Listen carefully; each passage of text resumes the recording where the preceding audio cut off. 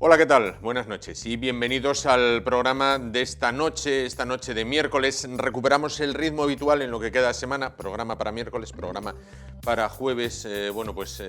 Ya lo saben, en este final atípico de Liga que está condicionando las emisiones. Bueno, ha llegado el día en el cual la mascarilla es ya obligatorio su uso en Asturias. Bueno, pues es una medida que en lo particular, y se trata sin duda de una opinión personal, me parece muy, pero que muy bien, ya que al final, bueno, pues no es más que reproducir el eslogan de cuando el SIDA comenzó a ser devastador y, bueno, pues se recomendaba desde todos los ámbitos, o desde casi todos, el uso de los preservativos. Hubo un eslogan que fue póntelo, pónselo. Bueno, pues en este caso vamos a hacer ese juego de palabras y con la mascarilla, póntela, pónsela, porque no solo estás cuidándote tú, cuidando tu salud, sino cuidando la de los demás. Mascarillas hay muchas, ahora hay muchas, antes no había, ahora hay muchas, de muchos tipos, de todos los precios. Bueno, tenemos desde el modelo normal, tradicional, te lo colocas así, muy guapo, guapísimo, al que sea un poco feo hasta lo ayuda porque no se le ve la cara, véase dorso.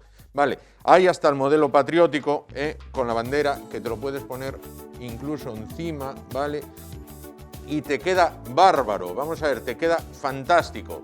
Usen la mascarilla, por favor, y sobre todo los jóvenes, los más jóvenes, porque la chavalería no está cumpliendo muy mucho con el tema de las mascarillas. Se consideran inmunes, esto es algo que solamente afecta a los viejos. No, nos afecta a todos y además todos tenemos familia perteneciente a la tercera edad, a los cuales hay que cuidar porque son sin duda parte fundamental de la misma. Bueno, el programa de hoy ya comienza, no con la cabecera como siempre, sino con la rueda de prensa del Consejo de Ministros correspondiente a ayer, día en el que no tuvimos programa. Bueno, pues comparecían la ministra portavoz Montero y el ministro de Sanidad Salvador Illa. Y de nuevo, bueno, pues esta casa, Asturias Televisión, ha podido realizar preguntas telemáticas en el transcurso de esa rueda de prensa a ambos.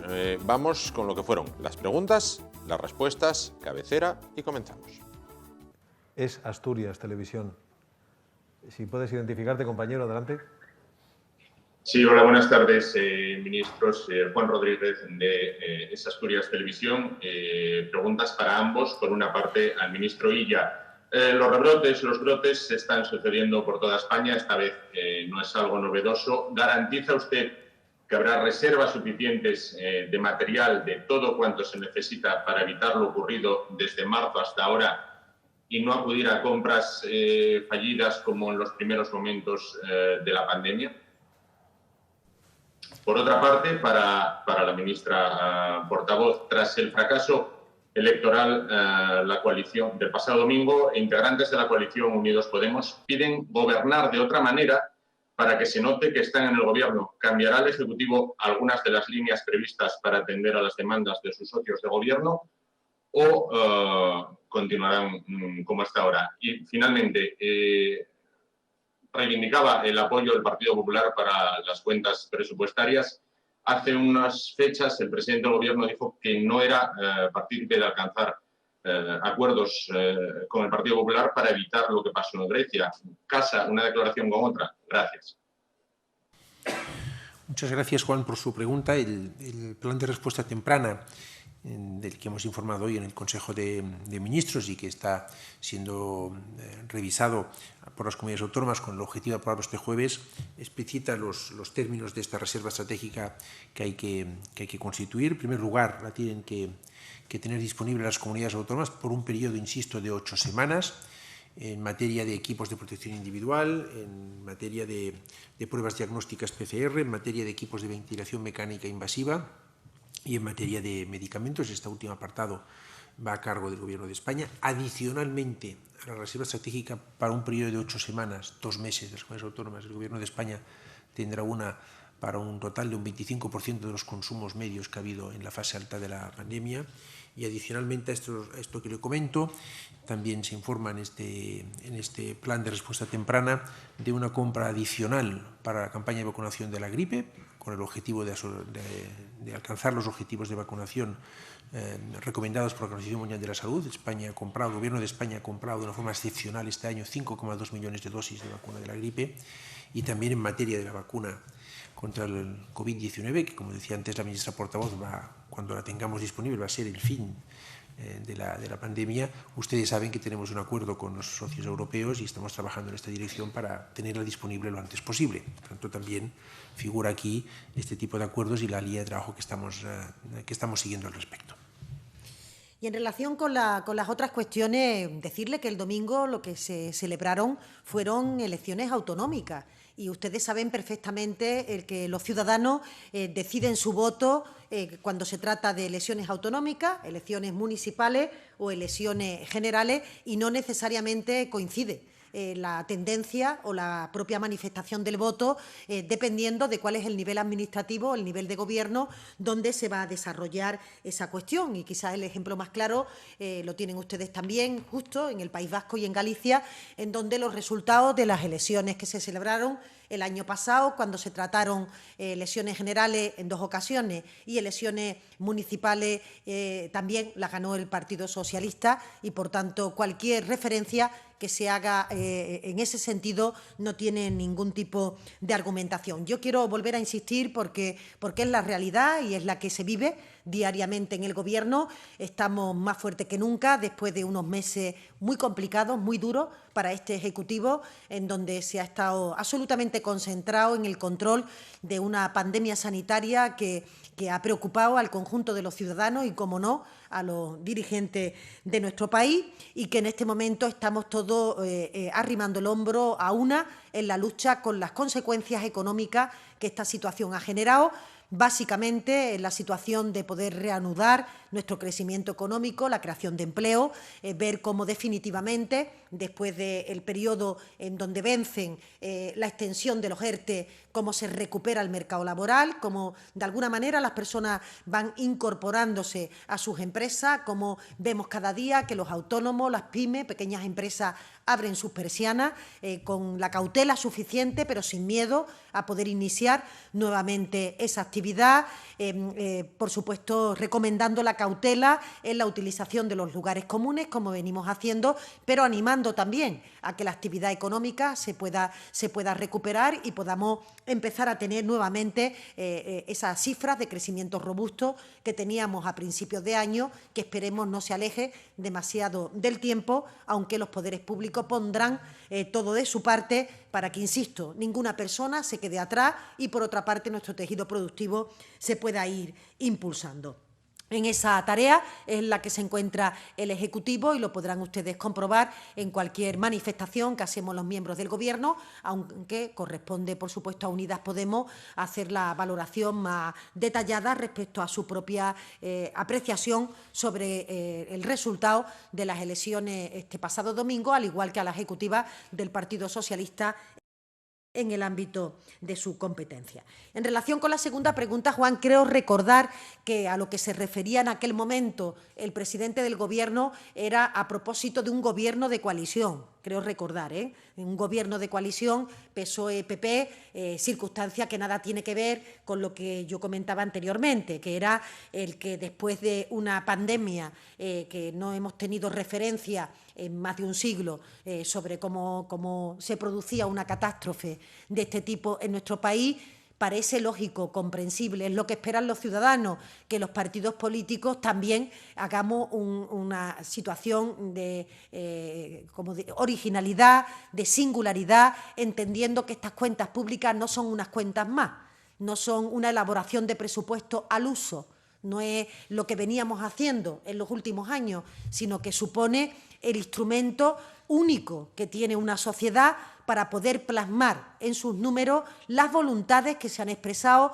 en la Comisión de Reconstrucción, que se están expresando por los líderes políticos, en la que compartimos muchos de esos elementos que permitan la reconstrucción y en la que hay un denominador común que atraviesa a todas las fuerzas políticas y que pueden ser la clave de bóveda sobre la que se construyan el presupuesto para el año 2021. Por eso no es incompatible lo que hemos comentado, nuestra posición respecto a un gobierno de coalición la conocen ustedes perfectamente. El gobierno es un gobierno que está desarrollando un programa que es fundamental para las dos fuerzas políticas que lo conforman, pero necesitamos, creemos que es imprescindible para nuestro país que en este caso el Partido Popular apoye unas cuentas públicas que formule este Ejecutivo con todas las aportaciones que quiera hacerlo y, al igual que el Partido Popular, Ciudadanos o el resto de formaciones políticas que hoy componen la Cámara del Congreso de los Diputados.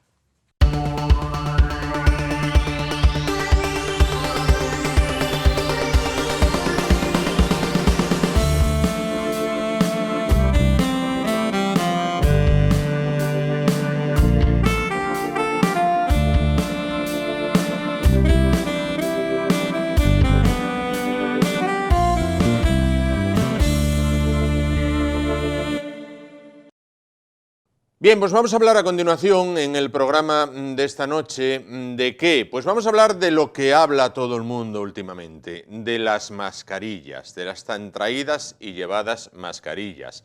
Vamos a ver, somos sin duda un país de contradicciones. Cuando no había mascarillas en las farmacias, cuando era más difícil conseguir una mascarilla que un cupón premiado del Euromillones, bueno, pues entonces todo el mundo clamaba por ponerse una mascarilla. No había. Era prácticamente imposible hacerse con una mascarilla en la farmacia. Ibas a la farmacia y te decían, te tengo que apuntar en una lista de espera. Bueno, pues la pandemia del coronavirus cogió a España, pues en ropa interior, en paños menores, en lo que se refiere a mascarillas. Un país como la marca España, bueno, pues con una industria que nos han vendido, con unos diseños, con una tecnología, con un tema propio del primer mundo, y de repente no era capaz de autoabastecerse de un producto tecnológico tan complicado, con unos circuitos informáticos integrados en el seno del mismo, como era una mascarilla. Bueno, esto se prolongó durante semanas. A la vez había informaciones y contrainformaciones, es indicada, no es indicada, recomendable, no es recomendable, si la tienes ponla, si no la tienes no pasa nada. Bien, hasta que estamos en el estadio actual, en el cual, después de decírsenos que la pongamos, después de decírsenos que si no la ponemos nos pueden caer 100 euros de multa, después de que haya gente que le dé absolutamente igual y no la ponga, ya no se preocupan ni por ellos mismos ni por los demás, bueno, pues ya se implementan medidas para que sea completamente obligatoria. Bueno, ¿qué ocurre? Cuando la carestía de la misma, hubo colectivos bueno, y personas individuales que se lanzaron a hacer mascarillas. Recuerdan que hace meses entrevistábamos a Mascarillas Solidarias de Asturias. Bueno, pues en este caso vamos a entrevistar a los responsables de Media Lab, bueno, un organismo dependiente de la Universidad de Oviedo. Media Lab lanza una campaña de voluntariado para confeccionar mascarillas. Para hablar de este tema se encuentran esta noche con nosotros, al otro lado de la línea, Ramón Rubio, el exdirector de la cátedra Media Lab, y Lucía Antrialgo, que es la responsable de este proyecto. ¿Qué tal? Buenas noches a ambos. Buenas noches, Juan. Encantado de estar con vosotros. Encantado de que nos atiendan. Bueno, y les vemos ataviados con las mascarillas que Media Lab, en este caso, bueno, pues ha diseñado y que ahora busca voluntarios para su confección. Lo primero, vamos a hablar de la mascarilla en sí. Es una mascarilla como la que llevan ustedes puesta, cuyas características son... Pues... como Universidad de Oviedo tenemos que ir siempre a lo más seguro, ¿no? Sí. Cuando creamos un producto y lo queremos llevar a la sociedad. Lo que hemos hecho ha sido inspeccionar, estudiar la página web del Ministerio que enumera una serie de fabricantes homologados para la elaboración de mascarillas, ¿no? Entonces, cuando arrancamos el proyecto allá por abril, habría como 5 o 6 empresas con material textil homologado. Nos pusimos en contacto con ellas, les pedimos una prueba, trabajamos con la prueba, tratamos de crear el patrón más sencillo para que nuestros voluntarios no tuvieran, no queríamos los profesionales, y seleccionamos el material más adecuado. Es un material de algodón con un acabado que le permite cumplir la especificación 65 de mascarillas reutilizables. Esta mascarilla, cuando al final del día yo la voy a lavar, Ahora mismo está verificado que soporta 5 lavados, se está ensayando para ver si puede soportar más lavados, y la tela, que es la protagonista de la mascarilla, hemos tenido cuidado de estudiarla bien, ¿no? y de que sea un material pues lo más suave, lo más que protegiera lo máximo posible para pues dar un producto acorde a lo que puede ser la Universidad de Oviedo, ¿no? Claro, claro. Bueno, el caso es, el diseño ya lo tenemos, ahora faltan voluntarios que las lleven a cabo, ¿no? Eso es. Necesitamos voluntarios a los que les entregamos este kit de materiales que tengo aquí, compuesto por 24 trozos de tela de 32 por 25 centímetros, 24 bies para poner arriba y abajo de la mascarilla, 24 gomas que irán por la parte de atrás y 24 enganches. Este kit se entrega a las personas que se inscriben como voluntarios a través de nuestra página web. Y con ello ellos tienen un plazo flexible totalmente para coserlas, y después de esto nosotros las recogemos y las entregamos a las organizaciones que también se hayan apuntado por la página web que requieran mascarillas, en forma de donación, por supuesto. Claro. Muchas personas que nos estén viendo dirán, ¿tengo que ser un maestro de la costura para poder confeccionar la mascarilla? ¿O vale, bueno, tener unos conocimientos básicos? Yo creo que el patrón que hemos diseñado está orientado a personas que hayan cosido alguna vez, pero que no se dediquen profesionalmente a la costura. De modo que cualquier voluntario que le guste coser es susceptible de apuntarse y entender lo que es el patrón, por ejemplo, ¿no? Yo, por ejemplo, que nunca había cogido una aguja, cuando vi el patrón y me explicaron un poco cómo era, pues es fácil hacerlo. Es cierto que voy a tardar mucho más tiempo que una persona que está habituada a trabajar con aguja, ¿no? Bueno, casi todos los voluntarios que tenemos tienen su máquina de coser y la verdad que lo hacen bastante rápido, ¿no? Claro, claro. ¿Tienen algún número como objetivo? Oye, pues nos gustaría fabricar X número. ¿Hay algún objetivo o vamos hasta donde salga? No sé, Lucía, la verdad es que no tenemos marcado un fin del proyecto, ¿no? Como solemos decir, ojalá no existiese este proyecto, porque significaría que no habría esa demanda de mascarillas, ¿no? Ahora mismo en la sociedad, pero no tenemos puesto una fecha de hasta aquí, ¿no? Igual que no tenemos un número de decir, vamos a hacer 10.000, no. Ahora mismo es cierto que tenemos material como para hacer unas 1.500 mascarillas, ¿verdad?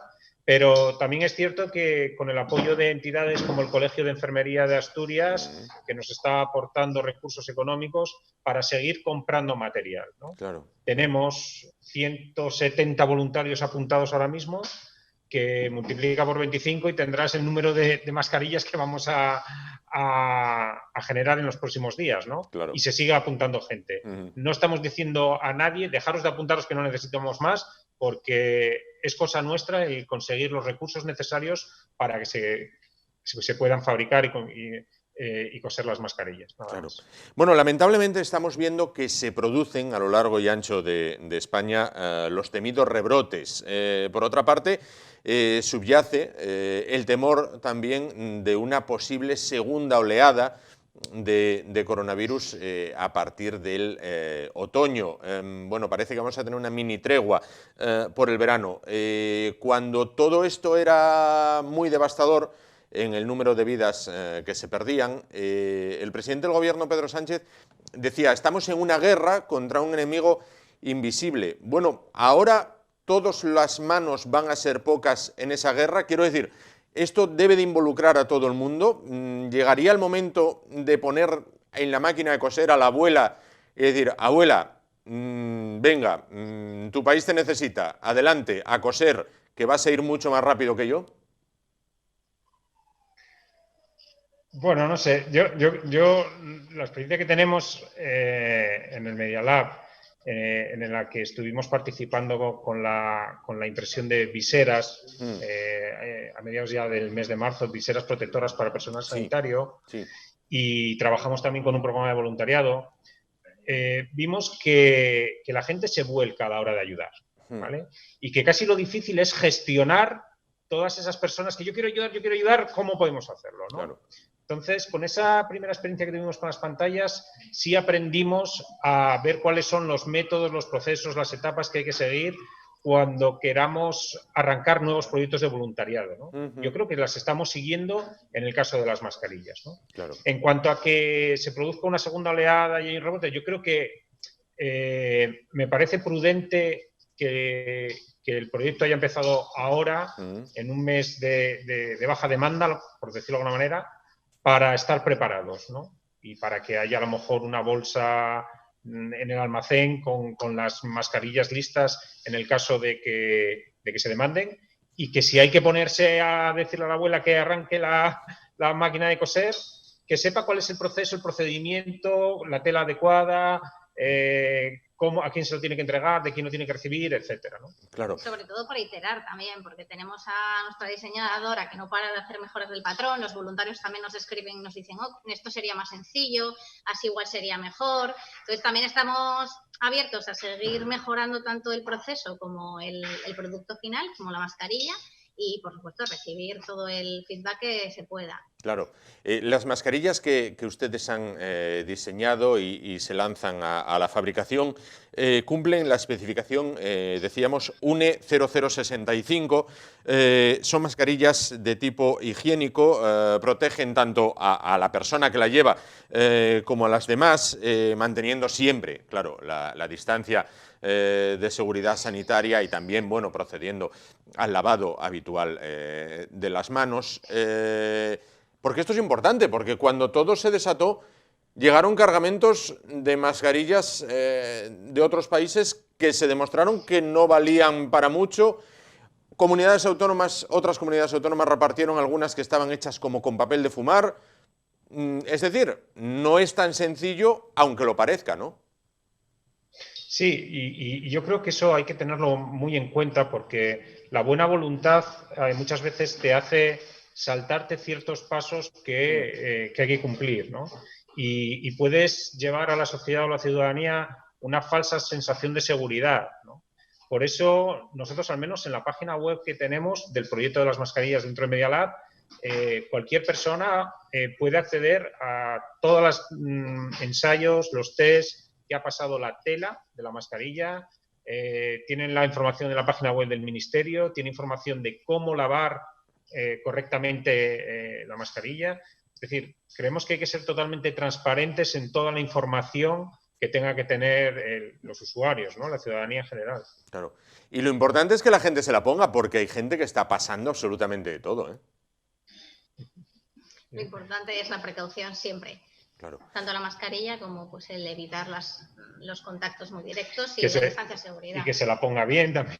Yo creo que tenemos que poner un vídeo también de cómo poder ponerla bien y la verdad es que la mascarilla esta que tenemos encaja bien en lo que es la cara, cubre bastante. Sí, a mí me queda un poco grande, como veis. Pero pues con el apriete que tiene y demás, no hace que te ande bailando. Una vez que la tienes, el propio tejido es fino, es hasta agradable al tacto, con lo cual fresca. Claro. La verdad es que tiene todos los ingredientes para ser el éxito del verano, ¿no? Claro. Sí, es una única capa de tela, que la verdad la mayoría de las mascarillas no son una única capa y eso se agradece mucho. Ramón, la llevas muchas horas. Sí. No hay ningún filtro, es simplemente casi un pequeño pañuelo. Claro. Ramón y Lucía, quería preguntarles una cosa. Vamos a ver, hay muchas personas que nos encontramos con un problema a la hora de la mascarilla, y es que si tenemos gafas, se empaña que no ves nada. Vamos a ver, ¿hay algún truco, alguna manera de que las gafas no se empañen con la mascarilla? Lo hemos estudiado, ¿eh? Es cierto que hay técnicas como pues lavarlo con un poco de jabón para que no se empañe y damos fe que funcionan, ¿no? Pero también hemos tenido en cuenta ese requisito a la hora de diseñarlo. Bien. Cuanto más ajuste tenga la nariz, y en este caso nosotros con el bies esta cinta de color azul que hay por aquí, cuanto más ajuste haya, menos espacio tiene el aire para salir hacia arriba, ¿no? Por el espacio de los ojos, ¿no? Con lo cual hemos diseñado la mascarilla para que el ajuste sea lo mejor posible, ¿no? Claro. Y que salga por los lados ese aire, ¿no? Evitando un poco más pues el hecho de que se pueda empañar la gafa, porque como ves, nosotros usamos las gafas a menudo y también tenemos ese problema. Completamente cierto, completamente cierto. Bueno, para finalizar, aquellas personas que quieran, que nos estén viendo y digan, oye, venga, voy a apuntarme en familia, abuela, padre, madre, nieto, nieta, Ayudar a todos, que sí. diría, vamos a ver, ¿a dónde tienen que dirigirse? ¿Cómo tienen que hacer? Pues tienen que entrar a la web del Media Lab, que es uniobi.es/Media Lab, y ahí seleccionar el proyecto de mascarilla 01 y buscar el botón de quiero ser voluntario. Ajá. Ahí directamente va un formulario donde se les piden sus datos y automáticamente se apuntan al proyecto. Una vez que se apuntan al proyecto, nosotros desde aquí les enviamos un mail de bienvenida para explicarles un poco la parte del proceso en el que estamos, y una vez a la semana les enviamos novedades de cómo va todo el proceso que llevamos aquí, el abastecimiento de materiales, las entregas a organizaciones, para que se sientan pues ya desde ese primer momento parte del equipo, que es lo que son. Claro, sin Si duda. no, también te doy, Juan, el correo electrónico.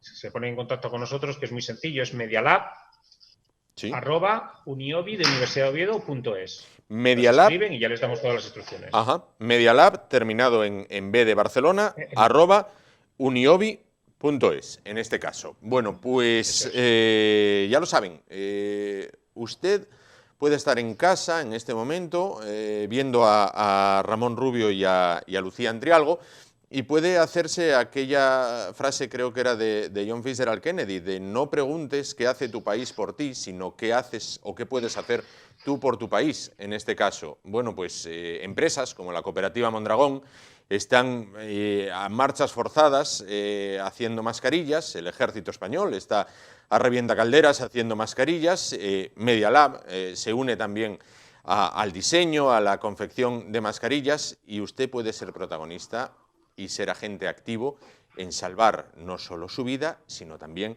la de aquellos que le rodea. Bueno, pues poniéndose en contacto con ellos en medialab@uniobi.es. Ramón Rubio, director de la cátedra Media Lab, Lucía Andrialgo, responsable del proyecto de mascarillas. Muchísimas gracias por estar con nosotros esta noche. Que la solidaridad asturiana se vea, sea palpable, que sea, como se dice ahora que queda tan bonito, que sea un proyecto intergeneracional que una a mayores y pequeños dentro de la misma casa, y a coser que si vuelve el coronavirus, que no nos pille como nos pilló la otra vez. Muchísimas gracias por estar con nosotros. Muchas gracias a vosotros. Gracias. Bueno, pues ya lo vieron. Nos vamos en un momento a publicidad, volvemos y continuamos el espacio esta noche. Hasta ahora.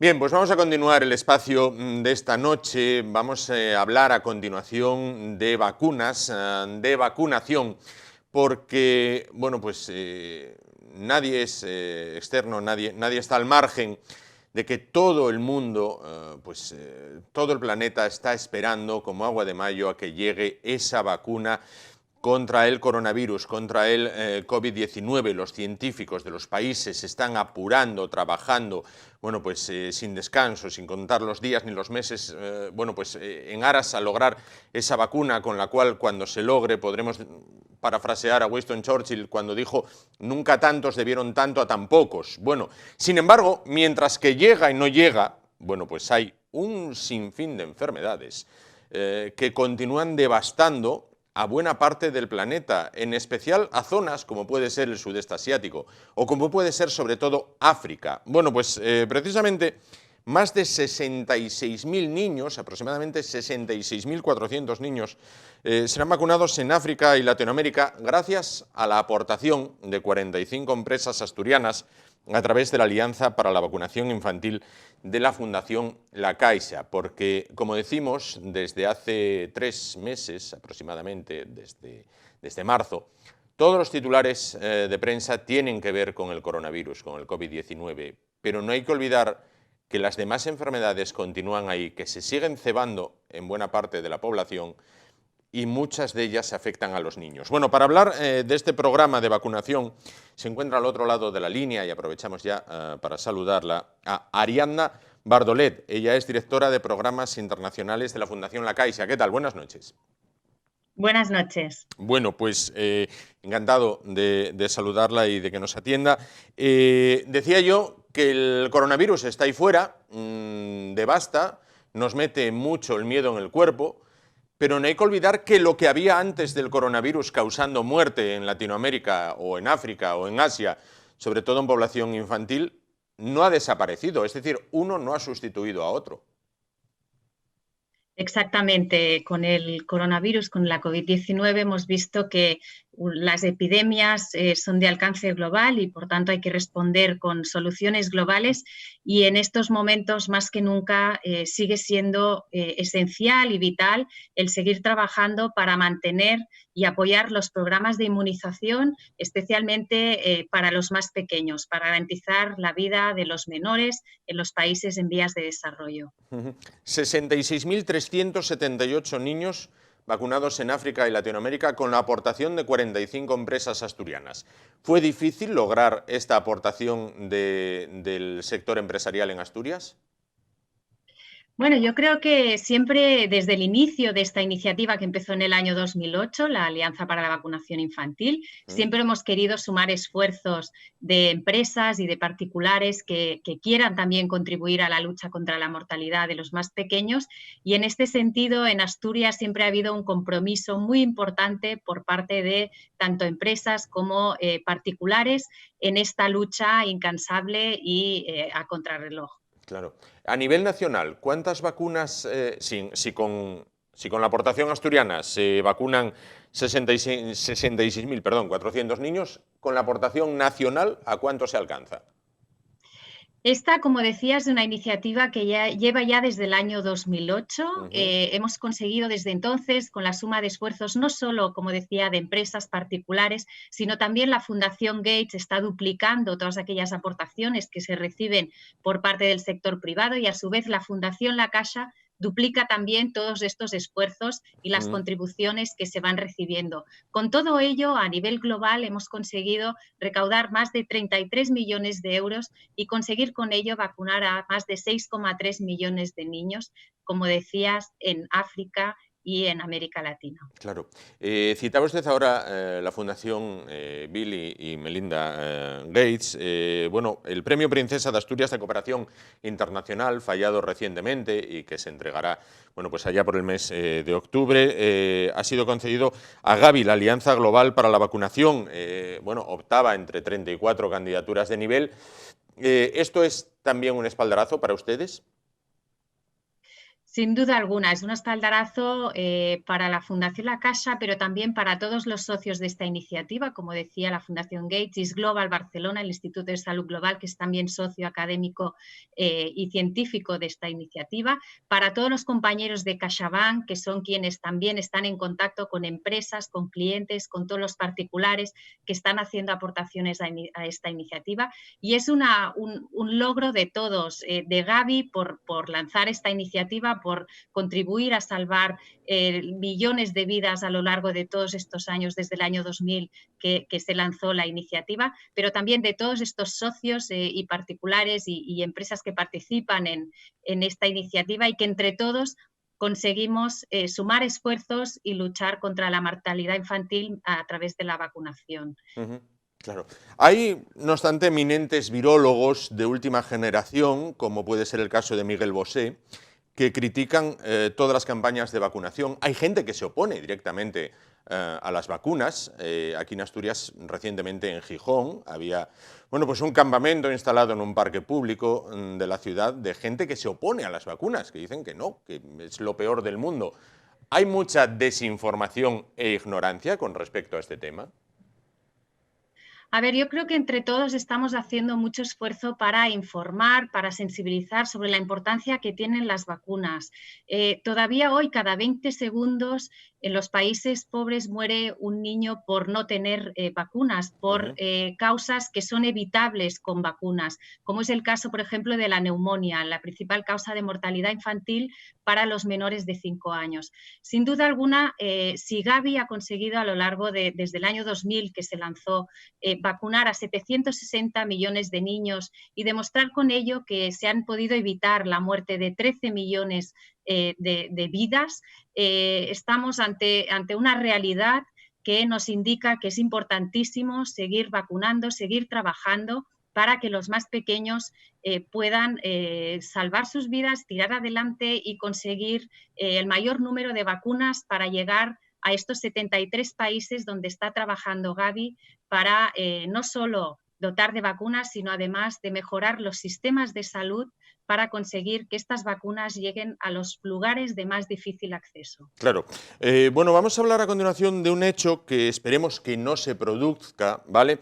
Pero el cual, bueno, si se produjese habría que estar preparado o al menos tenerlo pendiente, ¿no? Cuando el coronavirus se desató y llegó a la parte occidental del mundo, a Europa, en este caso, pues ha puesto o puso contra las cuerdas a países con una sanidad puntera, como Italia, como España, como Francia, bueno, donde se llegó al pico de 1.000 personas falleciendo al día.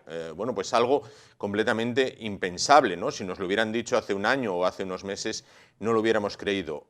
Si el coronavirus entrase con esa fuerza en África, ¿sería devastador?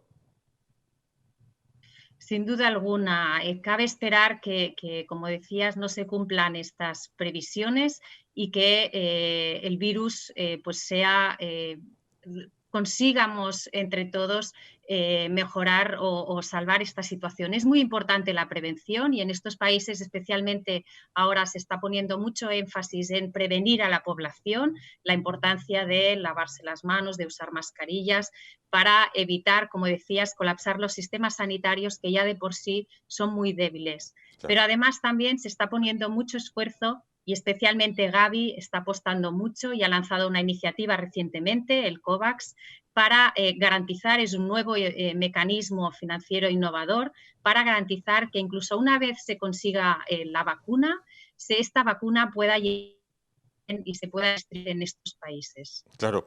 Bueno, para finalizar, 66.378 niños con la aportación de 45 empresas asturianas. ¿Para el año que viene el objetivo es llegar a más niños todavía? Sin duda alguna. El objetivo de Gavi para los próximos 5 años es llegar a 300 millones de niños y conseguir con ellos salvar entre 7 y 8 millones de vidas. Y por nuestra parte, por parte de Fundación La Caixa y de todos nuestros socios, CaixaBank y todas las organizaciones que forman parte, seguiremos trabajando y luchando para conseguir incrementar estas estadísticas, conseguir salvar más vidas, porque la supervivencia infantil es el primer derecho de los niños y tenemos que garantizar que el mismo se cumpla. También es importante destacar que la vacunación es una de las inversiones más coste eficientes actualmente. Se calcula que por cada dólar invertido en un país en el cual está trabajando Gavi, se ahorran 48 dólares en costes de sanidad, en costes de productividad, etc. Entonces, es muy importante, como decíamos, en los próximos años seguir trabajando, seguir luchando para conseguir la inmunidad del mayor número posible de niños, especialmente los más vulnerables y que viven en las zonas más pobres de nuestro planeta. Pues sin duda, Ariadna Bardolet, con ese deseo nos quedamos y agradeciéndole su presencia y que nos haya atendido en el programa de esta noche. Muchísimas gracias y todo el ánimo del mundo para continuar con esta labor que a fin de cuentas salva lo principal que puede salvar cada civilización, que es sin duda la vida de sus niños. Muchísimas gracias. Muchísimas gracias a ustedes. Buenas noches. Buenas noches. Bueno, pues ya lo saben, ya lo han visto. El COVID-19 ha llegado, pero no ha sustituido a todos los demás males y enfermedades que nos devastan por un lado y por otro, y en continentes como África, bueno, pues se ceban con mayor virulencia. Nos vamos muy rápido a publicidad, volvemos y continuamos el espacio esta noche. Hasta ahora.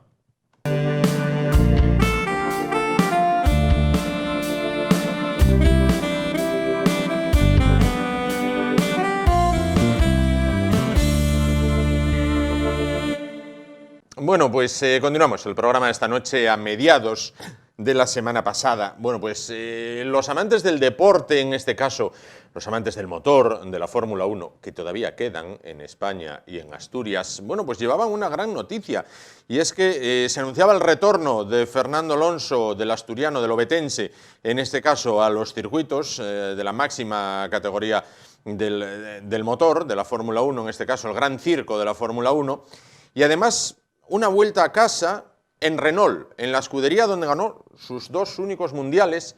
Bueno, pues hablamos del año 2005 y 2006, cuando había todo aquello de la marea azul, cuando los domingos en las casas no se comía hasta que por lo menos no salía Alonso. Los más fans esperaban hasta que acabase la carrera, pero bueno, por lo menos hasta que no salía no se comía. Y en donde el piloto obetense consiguió algo que parecía increíble, que era que un país que nunca había tenido mucha afición por la Fórmula 1, de repente, pues todo el mundo viera las carreras, ¿no? Bueno, para hablar de Fernando Alonso, de esta vuelta, de cómo se produce, del por qué, bueno, pues hemos recurrido a uno de los mayores expertos en la figura de Fernando Alonso, aquí en Asturias, en el mundo del motor y en la Fórmula 1. Miguel Rey, ¿qué tal? Buenas noches. Hola, Juan, buenas noches. ¿Qué tal? ¿Cómo estamos? Bueno, ¿cómo valoras la vuelta a la primera línea de combate? Han pasado 15 años, pero claro, hay que recordar que Alonso empezó muy joven. Han pasado 15 años y ahora Alonso vuelve a Renault. Bueno, hay que leerlo en varias vertientes. La figura de Fernando Alonso volviendo a la Fórmula 1 no es solo la de un piloto que retorna y va a empezar a volver a competir, volver entre comillas, con casi 40 años. Yo que tengo acceso a alguna información un poco más exhaustiva, un poco más al detalle, Fernando Alonso va a ser la persona que aglutine en torno a su persona un proyecto de Renault en el que quieren volver a la senda de la victoria en la Fórmula 1 y, como dijo el día de la rueda de prensa de su presentación, con él o sin él o con otro piloto. Fernando Alonso es un trabajador nato, es una persona que cuando, al igual que Carlos Sainz, cuando ya está todo visto y cuando ya está todo ventilado, les dice a los ingenieros, oye, ¿y si en estos 5 minutos que nos faltan le damos otro repaso? Claro. Entonces, esa capacidad de trabajo le lleva a aglutinar en torno a su persona este proyecto de Renault en el que va a ser él, en principio, porque tiene un hambre tremenda de carreras y de victoria, lleva la competición en las venas, o en torno a otra persona. Él, para entrar en Renault, puso una serie de condicionantes muy técnicos y muy altos, entre los que no solo había el clásico motor, el clásico coche, sino que quería una serie de ingenieros que le pudieran dar ese paso hacia adelante que busca siempre. Esto empezó ya con la contratación de Pat Fry, que estuvo un año apenas en McLaren, pero que le hizo el coche ganador que tiene McLaren ahora mismo. Pat Fry es una persona de absoluta confianza como ingeniero de Fernando Alonso, y en torno a esa persona se van a aglutinar otros. Hay quien pone un interrogante, y es que Cyril Abiteboul, la máxima persona que dirige las huestes del equipo de Fórmula 1, no es un hombre al que le duren mucho los pilotos. Pero bueno, veremos a ver qué es lo que pasa con Fernando. Bueno, quiero decirte, lo que queda claro entonces es que no vuelve de comparsa. No, no, en absoluto. Fernando Alonso, él dijo cuando volvía que si volvía iba a ser con un coche ganador. Vamos a ver. Fernando Alonso, tú lo decías antes, tiene 15 años ya de distancia con su primer campeonato del mundo. Entonces, él sabe que ahora mismo Renault no es un proyecto ganador. Renault es una escuadra integral, es decir, hace su chasis y su motor, y siempre se maneja con unos presupuestos mucho más bajos que los grandes, como pueden ser Red Bull, Ferrari, Mercedes. Esto les lleva a que cuando en el 2021 se preveía el cambio total que iba a haber de normativa y demás, y se ha pospuesto al 2022, se van a manejar en unos números que a otros les van a ser muy difíciles. Por ejemplo, hay un límite presupuestario de 140 millones de dólares. Esto para Renault es más o menos lo mismo, pero para otros equipos va a ser tener que reducirse a la mitad. Ha habido una serie de cambios técnicos que él estuvo estudiando en profundidad, los coches no se van a parecer en nada a los de ahora, y ha visto que hay posibilidades, si no en el 2021, si a lo mejor en el 2022... Hombre, ya yo lo del tercer título mundial lo pongo un poco en cuarentena. En un veremos. Pero que puede pisar podio, seguro. Seguro. Bueno, vamos a ver, quiero preguntarte una cosa. Fernando Alonso gana en 2005 su primer campeonato en Renault, una escudería, no vamos a decir modesta, pero bueno, tampoco era una de las grandes, ¿vale? Gana otra vez y cambia para Ferrari, cambia para McLaren, es decir, alcanza un Madrid o un Barcelona, lo que sería en el fútbol. ¿Qué ocurre para que no triunfe en los más grandes? Porque sale mal hay mucha controversia y mucha literatura escrita al respecto. Ten en cuenta de que en el 2007 perdió el Campeonato del Mundo por un suspiro. Sí. Y que en el 2010, creo recordar, en el 2011, quedó subcampeón del mundo con Ferrari por errores estratégicos que nada tienen que ver con él. Podríamos estar hablando de un Fernando Alonso perfectamente con 5 títulos mundiales. Él dice que con 2 nunca soñó llegar a donde está y que se conforma. Es mentira. A Fernando le gusta jugar hasta el parchís, pero para ganar siempre. Entonces, no hay manera de que él se sienta un poco comparsa. Hay quien dice que las trayectorias respecto a su fichaje por equipos no estuvieron todo lo acordes con lo bueno que él después era en la pista. Yo creo que el mayor fiasco, que nadie se lo esperaba, fue el del 2007 fichando por McLaren. Pero es que yo recuerdo de aquella época que tú me hablas, cuando en una carrera él quedó segundo detrás de un McLaren y le dijo a Ron Dennis, así con la boca pequeña, vaya coche que tenéis, parece un avión. Y él le contestó, ¿te gustaría pilotarlo? Ahí fue cuando él se lanzó directamente a negociar con Ron Dennis. Dicen que la duración de la entrevista fue de 20 minutos nada más. Entonces, se le puede achacar eso. Luego la vuelta a Renault en el 2008, bueno, pues ya estuvo jalonada de luces y sombras, y en Ferrari todos sabemos lo que pasó. Es difícil, es difícil, pero no nos tenemos que olvidar que él es un, como le llama Pedro de la Rosa, él es un killer de la pista. ¿Y ahora segundas partes pueden ser buenas? Terceras partes. O terceras partes, en este caso. Bueno, no lo sé. Vamos a abrir un paréntesis, vamos a esperar a que vea, porque hay algunos lanzados que dicen que las relaciones de David Tebul, el máximo dirigente de Renault... ¿Este viene a ser el Briatore de la época? Efectivamente. Este es el Ron Dennis, el Briatore, el Helmut Marko, el Toto Wolff. Briatore? ¿Anda por ahí viviendo la vida, me imagino? Bueno, Briatore, el hombre lleva algunos pilotos. Hay quien dice que todavía lleva parte del contrato de Alonso. Hace poco había unas declaraciones en las que él decía que fue el que encendió la mecha de todo esto, diciendo que se sentía más fuerte que nunca, que estaba más en forma que nunca y tal. Briatore es una persona que domina mucho los medios y el momento, y entonces él sabe estar. Él sigue, pero evidentemente ya en la sombra. En la sombra. Bueno, va a haber segunda o tercera parte para la afición, quiero decir, aquella marea azul que se corría en Montmeló las carreras y ibas a la estación del Alsa de Oviedo y era un Alsa y otro y otro y otro cargado de gente hacia Montmeló, aquel auditorio de la capital asturiana, abiertas las puertas los domingos, la gente con pancartas, con banderas. Una pancarta, me acuerdo, rezaba, gracias Fernando por hacernos tan felices. Negocios hosteleros, podemos decir el nombre porque cerró, La Gruta, abriendo sus comedores y los llenaba enteros. Aquella alonsomanía... Sí, pero ten en cuenta de que aquello venía de la mano de las victorias. Las victorias ahora mismo son una utopía y hay que leerlas entre líneas a ver si pueden o no pueden llegar, es lo que te decía. Que llegue al podio es factible. Que lleguen las victorias, hombre, imposible no es. Y ten en cuenta de que ayer se anunció el fichaje, antes de ayer, y fue trending topic a la media hora. O sea, la gente está hambrienta de. Luego tenemos que tener en cuenta que una segunda parte, tenemos la afición de la Fórmula 1 en España, es de la mano de Carlos Sainz. Carlos Sainz va a estar en un equipo puntero con muchas posibilidades de llegar a las victorias, incluso al campeonato del mundo, porque Carlos Sainz es bastante bueno. Bien. Eso te quería preguntar, ¿quiénes van a ser los rivales que se va a encontrar Alonso en la pista, los rivales principales? Fernando Alonso no hay que perder la perspectiva de que tiene 40 años, un porvenir súper resuelto, su currículum está ahí y es inamovible, y lo que empieza es a foguearse con gente que no ha llegado a la treintena, con unos veinteañeros que llegan hambrientos a tope, que no levantan el acelerador de ninguna de las maneras, lo estamos viendo pues con un Verstappen, con un Leclerc, que a la mínima de cambio se enganchan, les da lo mismo mandar los coches fuera.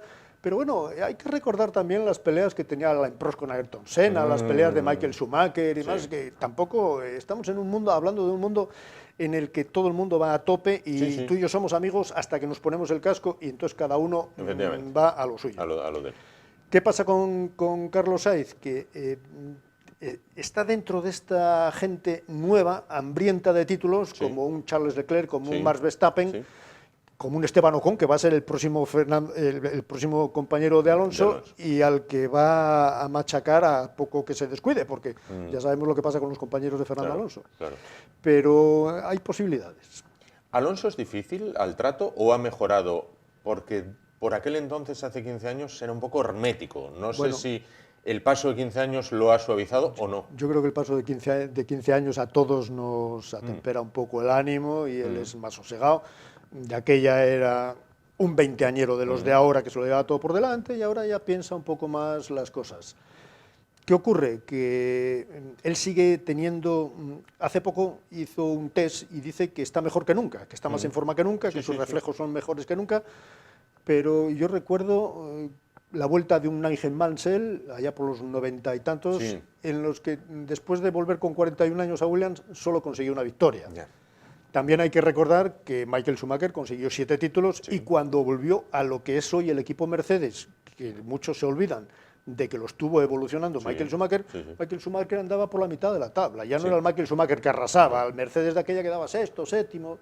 Entonces, claro, ¿hasta dónde puede Fernando Alonso decir, yo me conformo con ser el Renault de ahora sexto, detrás de los 3 grandes, posibilidades de algún podio? Hay que volver a leer lo que él nunca te dice de una manera clara, pero que está ahí, y es que él encabeza un proyecto que puede llegar a Campeonato del Mundo con él o con otro piloto. ¿Sigue corriendo Hamilton? Sigue corriendo Hamilton. Hamilton es un hombre pregunto profanamente, porque yo de aquella me acuerdo que era Alonso, Hamilton y Raikkonen. Hamilton era como aquello de, mira Hamilton porque se salió de la pista, llegó una grúa, lo volvió a meter para la pista, mira Hamilton que le dejan hacer de todo. Hamilton va a por su 7º título mundial en esta temporada.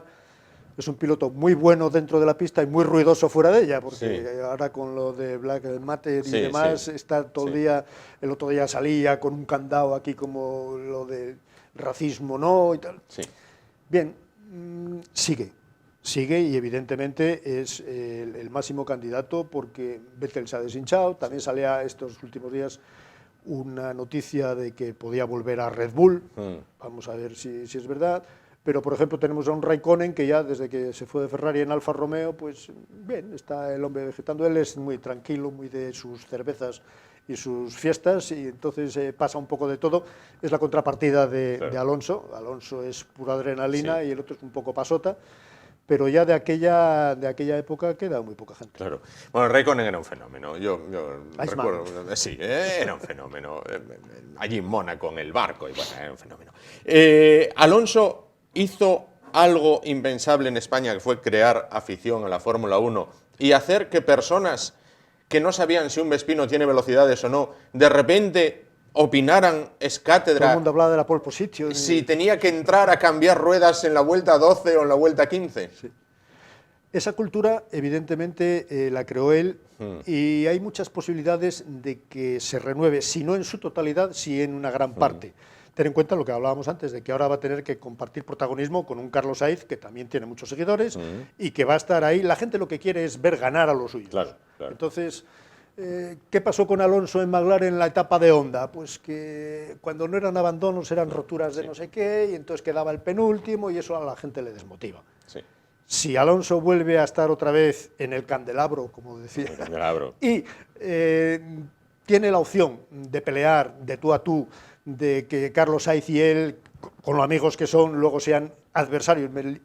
yo no me gusta la palabra enemigos en la pista, adversarios, y cada uno va a lo suyo, pero dan pelea y dan espectáculo y tal, yo creo que volveremos a tener, si no una marea azul, si algo que se le aproxime. Ahora ten en cuenta de que hay una marea amarilla, que es la de Carlos Sainz, con las gorras amarillas del 55, que bueno, los aficionados son los que son. De momento no pueden ir a los circuitos, ya vamos a ver hasta cuándo. Claro.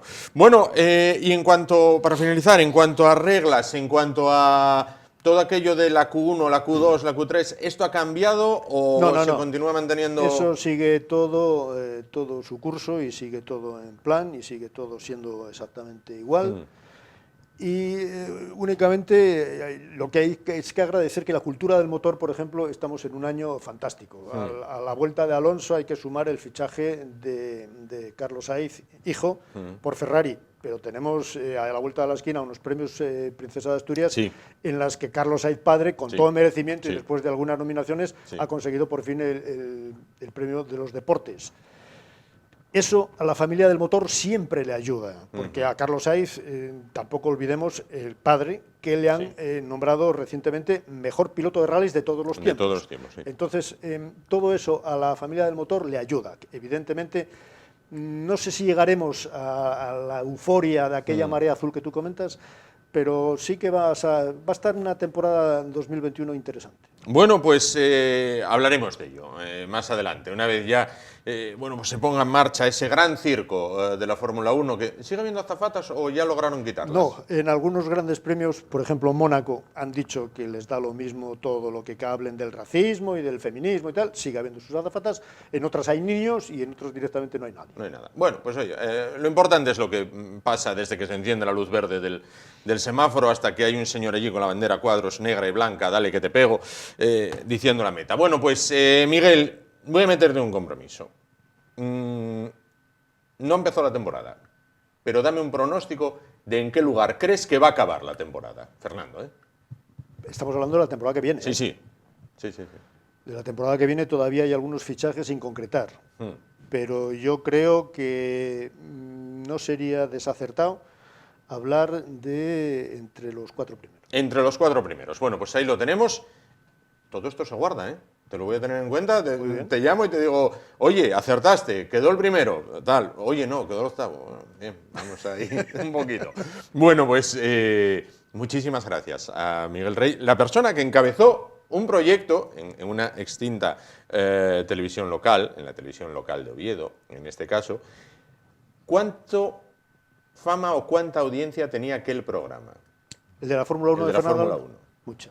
Mucha. En su momento era algo impensable para una televisión local. A mí me paraban hasta por la calle, oye, ¿y por qué no dijiste? Si el otro día un invitado comentó no sé qué, y es mentira, no estoy de acuerdo. O sea, todo el mundo opinaba, todo el mundo tenía algo que decir, por lo que hemos hablado. Es que creó una cultura respecto al motor que no existía. Entonces, todo el mundo sabía cuándo había que cambiar las ruedas, o que la pole position si se conseguía en la quali o no, o si la Q3 estaba derivada de las ruedas que yo había usado en la Q2, todo el mundo ya sabía de todo. Entonces, hasta el extremo, y esto sirva como anécdota, que os llegasteis a tener llamada del entorno más cercano de Alonso, en plan de, cuidado con lo que se está hablando, ¿no?